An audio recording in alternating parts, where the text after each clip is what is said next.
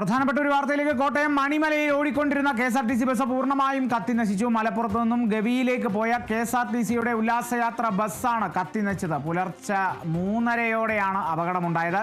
28 യാത്രക്കാരാണ് ബസ്സിൽ ഉണ്ടായിരുന്നത്. പുക ഉയരുന്നത് കണ്ട് യാത്രക്കാർ പുറത്തിറങ്ങിയതിനാൽ വൻ ദുരന്തമാണ് ഒഴിവായത്. ഷോർട്ട് സർക്യൂട്ടോ ടയർ ഉരഞ്ഞോ ഉണ്ടായ തീപിടുത്തമാകാമെന്നാണ് പ്രാഥമിക നിഗമനം. കാഞ്ഞിരപ്പള്ളിയിൽ നിന്നും ഫയർഫോഴ്സ് എത്തിയാണ് തീ അണച്ചത്. ഒരു KSRTC ബസ് പൂർണ്ണമായും കത്തി നശിച്ചിരിക്കുകയാണ്. കോട്ടയം മണിമലയിൽ മലപ്പുറത്തു നിന്നും ഗവിയിലേക്ക് പോയ KSRTCയുടെ ഉല്ലാസയാത്ര ബസ്സാണ് കത്തിനശിച്ചത്. ഇന്ന് രാവിലെ പുലർച്ചെ 3:30-യോടെയാണ് അപകടമുണ്ടായത്. 28 യാത്രക്കാരുണ്ടായിരുന്നു. അവർ പെട്ടെന്ന് തന്നെ പുറത്തിറങ്ങി. അതായത് പുക ഉയരുന്നത് കണ്ട് പെട്ടെന്ന് തന്നെ 28 യാത്രക്കാരും ഡ്രൈവറടക്കം പുറത്തിറങ്ങി എന്നുള്ളതാണ്.